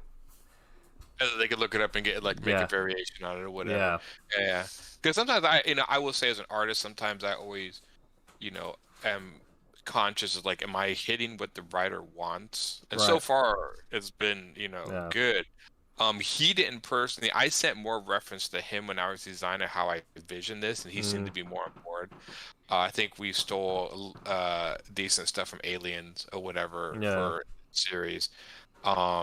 One of the main characters was a male, and it was like I was like, well, we should have a female. I'm like, wouldn't it be cool if she was like this 50-year-old like Vasquez type character, like she's like some ardent space marine or whatever, but she's like in her 50s.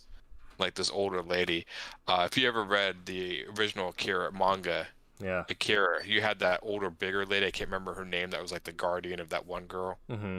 And I thought that was such a cool character. I try to draw or like design really eclectic characters, not so more stereotypical ones, but ones that seem a little weird or off the wall. Yeah. They're more interesting, at least to me. He seemed to be on board with everything, so I was happy about that. So, but yeah, I think. It's funny. I think writers, you do use some visuals to communicate with your artists, but I think artists will probably send more visuals to you to get the idea of what they're going for or whatever. Yeah, I think also that's kind of coming, like, where especially like where artists are going to find a lot more like visual reference on that, where we're almost kind of hyper focused on the how does this character present emotionally or how they present as a personality. Yeah. So when you're now that you're collaborating with another writer, are you finding that you like having the level of freedom, or do you wish they like almost kind of give you more input at the start, or do you think like if they had just given you like a concept and just told you to go to town, how would you think you would find like your happy medium in that? It's weird. I probably would dig their brain a little bit to try to pinpoint exactly what they're going for. Of course, I, like any creative endeavor, I'm always envisioning this war. I mean, if you give me the script and have me read it with no visual references, I'm certainly going to start seeing this in my head. Mm-hmm. Seeing if what I see in my head is what you see in your head is usually try to my goal, and I try to get pretty close to the writer because I want the writer to get his vision on the paper too. I mean, I want it to be completely my like, this is so I Yeah. try to send some stuff to him as well, and to try to get it. So I do. I think the one thing I address is working with the writers. I'm actually enjoying the fact that I have to worry about writing and storytelling. Like I have Mm, to worry about storytelling, but a lot of it's written down for me. So I'm like, oh, yeah. okay, I kind of just sit back and draw. I mean, when I'm doing my own stuff, I have to think like, okay, this panel to panel, how's this gonna go, break down or Mm-hmm. whatever. But with him, I can just kind of read the script and generally get like, okay, this is what he's going for, and then go to town. Yeah. Yeah. A little bit more freedom. In that way, it's a little bit more freedom for Yeah. sure. So For a writer, that also does help because if we're doing our own art or whatever, then you also think about like, okay, I can say this, but how am I actually going to like translate that out? Whereas yeah, where I can like, okay, I'm going to say this, and the artist is going to interpret that, and what they get is the translation of that, and it's going to be something neither of us really expect, but it's going to be perfect. Part had just said something, and then our chat had actually died on restream, so sorry, Part, we have lost that. Yeah. Let me see there if I can actually reload it. Docs, chat. It's resyncing. We lost that. Okay, well, if you repost it, we might see it. It's something about working with this current client. My part is also a visual arts person. I hate when a person I'm working with just tells me, surprise me, like, no, I need feedback, bro. Okay, yes. yeah, Yeah.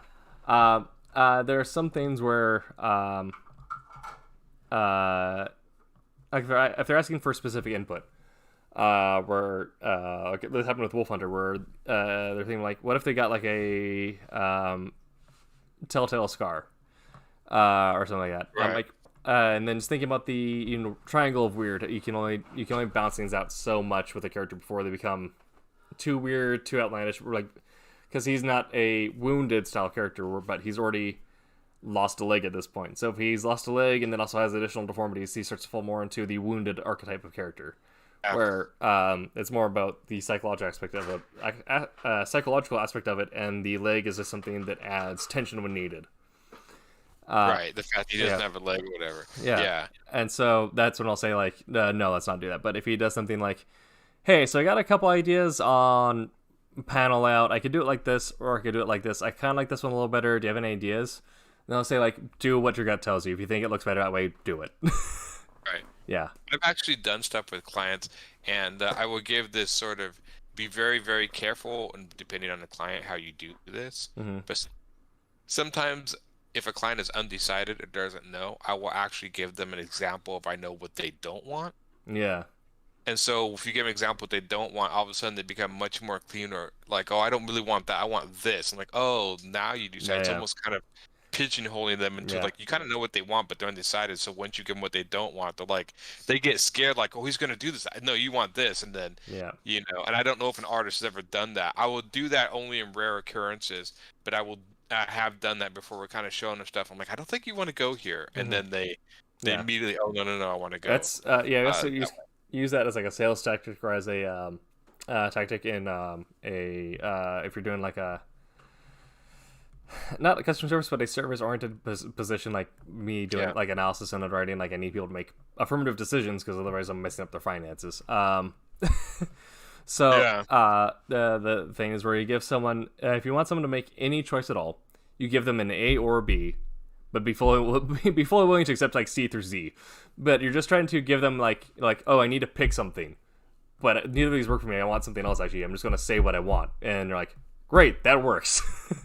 Yeah. Yeah. Because sometimes I notice when you give art, and I don't know if anyone does the concept, like when I look at people who do concept art, like you were doing with the panel, if they do, like you were saying, A through C, D, like all these, if there's very minor variances between those, you are not helping that client. Yeah. You gotta have some pretty major differences between the examples. Yeah. They're gonna be like, I like all of these except the shirts are different colors. Mm-hmm. Yeah. It's kind of like, okay, yeah. So I usually try to like do pretty different. Yeah. Like like you big know. details, like it could want to be like if they come to me and like, all right, so I have this 5 panel layout or whatever, and like, okay, Right. I could do this thing where this panel bleeds in this one, or this one is set into here, and then so I have these two options, and then I say, well, actually, I was kind of wanting more of almost like a not quite a stained glass, but like a bleed effect. I'm something kind of like more Yeah. like a bleed effect. And they're like, oh, I didn't think about that. Great, but it's the fact that Yeah. they give you like two different options, and even though I'm not going for something that's either one of them, just being presented like picking something and going for it, Right. just so you get the feedback needed. Yeah. It is. I will say it is very. It is weird to me to think how fast art is made nowadays, considering ancient history or just history in general. When most art and books took very long time to make. I sometimes wonder if the fast decision making is better or more hurtful when you see people make very arbitrary decisions very Mm, quickly on things and then don't give it the sort of time and reflection it may need. Because I've seen some people. Not some. I've seen a lot of people start up with some really cool ideas, and as they quit making these snap decisions, it becomes very generic, very mm-hmm. fast. Yeah. Yeah. I'm just like, if you took some time and thought about it, and then quit, just that sort of time is money. But then again, in my business, most of the people who are making artistic decisions are people who are in the corporations or Yeah. finance or other who don't have any artistic background. It Mm-hmm. would be like if they called and asked, like if you called and asked me about my financial advice, that would be completely pointless to you. Yeah. I'm an artist. Yeah. So, but I know it's sometimes when you see, I will give it the clients of communication that people very much who are not artists find something they like and they want you to do that. And then you try to have to explain to them like, well, we can't do that because it's already been done. But we Yeah. could do something like that and try to push it in new ideas. Mm-hmm.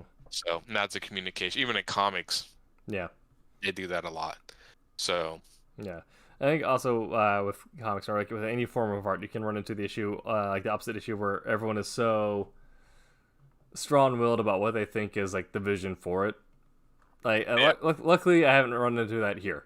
Um, but anytime you get they- something where like you're creating a property, people are like, "But it's my baby." Um, I have had to actually do that as an editor, though, where it's something like you need to murder your children. Just take them up back, take just like the dullest knife you can find, and just start sawing. It's going to hurt, but you need to. I will say Yeah. that I am a kind of a little bit of rare exception where if I do have an idea that I actually can just execute it myself if I wanted to, the way I wanted to. But I know very many other people who cannot do that. And so Yeah. I understand. Like if I had somebody like my Guardians comic is very much mine. If I had somebody else working on that, yeah, that's the one I'm gonna have tunnel vision on. Hmm. All my other stuff, probably not. Yeah. Probably you do whatever you want and collaborate. But there's certain stories I'm like, no, that's kind of my story. That would be a tough one Yeah. for me. And that I may have to cuddle that child and not shoot him. Um, but yeah, but most of my other stories, it just depends on the story. Hmm. But a lot of times I like to see people interpret my stuff, do Yeah. different things, design. I'd actually, for one, just because I think it'd be fun, would actually be a writer give me my story to an artist Yeah. like working because I'm an artist working with a writer, Hmm. but since I do write, do a flip, work with an Right. artist. I'd be kind of curious. I'd probably drive the artist nuts with a bunch of notes, just like, man, you're killing me. I don't know. Yeah. I'd probably just let him go and do it, but I Yeah. think it'd be interesting to see that from your guys' end. Yeah. That's almost that way also to like color something like I don't illustrate, but I do paint and color stuff Yeah, elsewise. So like coloring is maybe something I could look into developing. And so yeah. I mean, my way flipping to be, getting notes and like, no, you didn't shade this right, or like, Yeah, it's definitely. I sometimes I think it can be helpful for if yeah, you're able to it's a teal, not an take on aqua. one of the other roles and see where they're seeing it from. Yeah, Um, that's like the classic. I mean, and known video games and mostly in other areas, like especially engineers, you have the programmers versus the artists, hmm, and that is a classic. Like they just don't. It's like each one is talking over each otother's heads or past each yeah, other or not. That's a classic. So I think it's always important if you have the ability to, like you be a colorist for once and see, yeah, deal with a writer, and then all of a sudden you're like, man, I've been a punk for years, mhm, and yeah, like if I was a writer doing mhm, that and mhm, stuff. So yeah, I haven't had anybody work with my writing yet because I usually do it myself. I'd be mhm. curious to do that. Um, inking most of the time is usually not. I don't know how much notes inkers get. It seems like every time I see Yeah. people ink, they're just pretty much like, oh, it just make it look generally like the original. But like artists get notes, writers get notes, I might. colorists get notes, but do inkers get I don't know if notes? they do. I mean, they might get like go if they like ink something really bad. Yeah, But in my mind, the inker is almost like the editor for the artist. right. Whereas like the editor is there to like refine and polish up the writer's words. The inker is there to polish up and refine the artist's lines.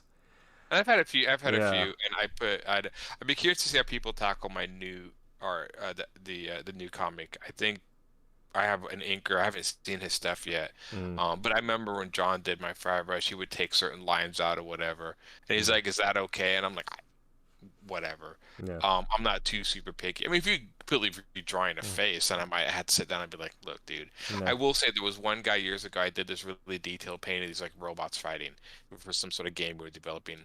And he's like, "Well, I'm gonna have this guy paint," it. And the guy painted, and he painted like everything so dark. It's like, so, they want to get the chiaroscuro, like the focal point in No. the Yeah. middle. But he covered up all my detail, and I'm like, dude, you covered up so much that in my mind, I was like, that just looks horrible. Yeah. All right, dude. I mean, I was trying to be generous. There have been times where I'm trying to be generous. That was well, I'm just, no, you just destroyed it. Yeah. Sorry. Speaking as a painter, if you're going to really darken something, you need to just as aggressively highlight the small areas you're going to highlight to really kind of Yeah. add depth to it all. Yeah. And that way, also the details that get darkened then look, refined compared to the parts that get blown out in highlight. It is. I Yeah. think I feel sometimes the more painting, especially the speed painted digital painting I see, they will do focal points through bright colors and dark colors rather than doing it through composition or Hmm. something. Yeah. And sometimes I think that's like, okay, I understand what you're doing, but it's almost kind of a lazy way. I mean, you can Yeah. make a focal point through a composition or something, though. It's just There, like, no, everything around it's in shadow except this sword or something. And it's yeah. like, okay. There are ways there are ways you can even cheat it too. I mean, like with a model or with acrylic, you might use. You can even use it on a canvas, really, if you're doing Yeah. that. If you're painting with acrylic, because acrylic creates layers. Is you can use a wash because they'll soak in between the lines of the acrylic and everything like that, and it'll kind of create a natural shadow. And then you take a highlight on top of that, and it really kind of like pulls everything out where it's pulling in areas and then pulling through the others. So you create this kind of gradient sitting on top of the palette. So you're not just using cheat colors; you're actually creating a natural gradient throughout. Yeah. But then you can do, like, if you're doing everything digitally, you can do the same thing where using windows or filters where you can do, do a dimming filter and then do a saturation filter and then do a cooling filter and then do a sharpness filter and all the weird stuff you can do where you can really pull out details across the entire image. Yeah. So you can You beat. can even do that in Photoshop if Yeah. you, especially with the sharpening and stuff. Yeah. You can sharpen specific areas to have a little more higher resolution or sharpness than the others. Yeah. to do So that. this is my diatribe on you can be a lazy highlighter or painter, but there's no excuse to be a bad lazy painter. It's true. There's, unfortunately, I'm a line artist, so I am forced, since everything I do generally by line. Like if I got to create a focal point, it's got to be through composition. I don't Mhm. get I could, I guess, darken a lot of stuff, but when you're dealing with either black and white or gray, that's very hard to do Yeah. unless I draw everything black with one white spot in it. Mm. It's usually through composition. So sometimes I see painters just like take any drawing, like, we'll just make it all black and then one bright spot. Like, you cheater. Mhm. Doesn't take any work, so I Yeah. don't know. It does. I'm sure it does take work, but it's just kind of like, man. But yeah, I've Yeah. seen a few. And I've always wanted to know, like, what did the drawing look like beforehand if it was detailed enough? Because you sometimes see Right. they cover up a lot of stuff. I'm like, well, what did this look like before? Yeah. And so yeah, but so so you looking into maybe coloring comics? Is that what you said? I might. We'll see how things go. I mean, timeline wise, probably don't have time to do that now. Editing one book, Yeah. writing another, and then also editing the blog and editing Yeah, you do another two book. series now. Yeah, and then I'm editing another one, which I think you're writing. Another blog, you mean? Are you doing Mantis? No. Is that too much? I'm not touching. Okay. No. All right. Yeah. I'm doing something. I'm editing something that's being worked on else. So I'm doing. Yeah, the only thing I'm working on right now is the obsoletes, and Okay. well, I'm actually working on my comic book and then the obsoletes. So I'm drawing 2 comics, and you're writing 2 comics. So I'm writing welcome to the club. yeah, writing 2 comics, editing the blog, editing another comic, and then running the show. Staying busy. Got a lot on your plate. So you know he makes millions, right? Everyone out there knows. Yeah. exactly. off Yeah. this. Yes. And at some point, I'll find time to text a female. And on that note, it is about 10 o'clock Pacific Standard Time. That is our end time for a Tuesday, or a show on Tuesday. I've been your host, Tim DK, writer-creator of Wolf Hunter, associate editor at Silverline, writer, co-creator of Unnamed Project. And I've been joined by Mr. Aaron Humphreys. Yeah. You can find me on Facebooks. I actually finally did change my Instagram handle, so now it's not AOH, it's just Aaron Humphreys. It's Humphreys Illustration, one word, all lowercase. Apparently they don't allow you to do capital letters on Instagram. Well, it kept rejecting it, so it's just all lowercase. Okay. And Humphreys Illustration on Facebook, my name on Facebook, blah blah blah.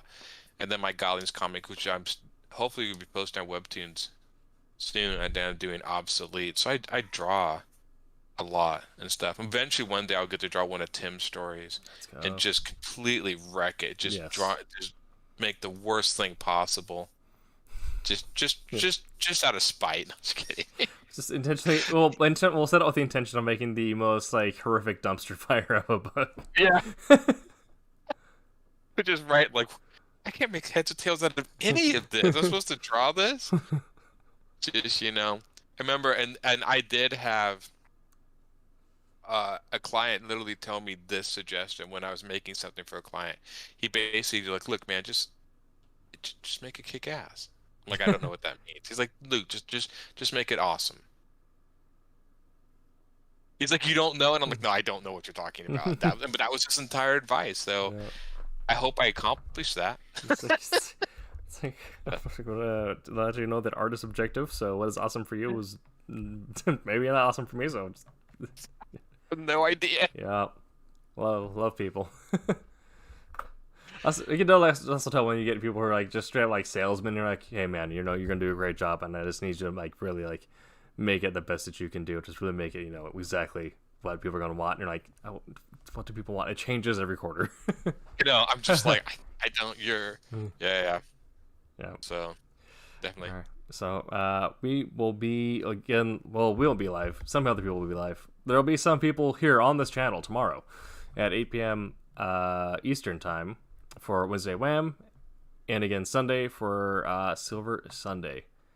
We will be back again on Tuesday for a show on Tuesday where we will talk about more stuff. And hopefully, Quentin should be joining us. Quentin should be back. We have some other people who may be joining us at some point. We'll see if they finally decide to. And again, brought to you by Daytona Beach Comic Convention.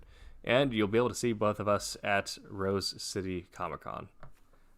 So until then, make mine Silverline. Make mine Silverline. Yes, that's right. We have a logo. I can't even remember. Yeah. This is how in tune I am with our live stream tonight. What do I go out on? What? All right. Good night, everybody.